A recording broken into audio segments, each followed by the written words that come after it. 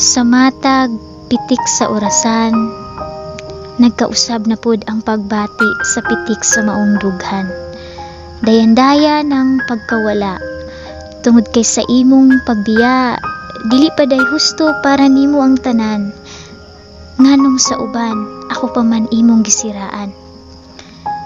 Nganong gibaliman nimo ang sitwasyon, nga sa akwa ikaw daw nagkonsumisyon.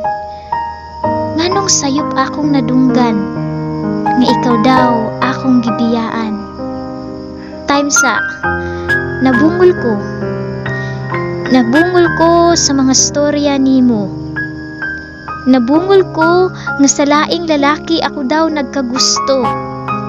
Nabungol ko nga ako ang klase sa tao nga way ayo.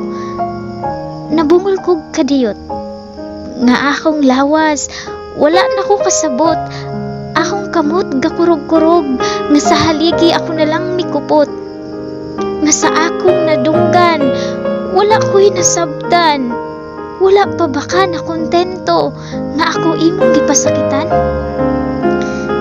Ganahan ti kang tsatan, ganahan ti kang storyaan, ganahan kong mangutana sa imuha, ganahan kong mangayog eksplanasyon, bahalag gamay ra. Pero samtang ako galagot, akong dughan, grabe kahuot. Ako naparok og kadiyot, ug kadtong orasa ako nakamata, ug pagsagdan nalangguro ti ka. Dili na ko ganahan magsamok-samok sa imuha. Dili na ko ganahan makadungog sa imong mga butbut nga storya. Dili na ko ganahan magpakabuang pa. Unta patulgon kas imong konsensya.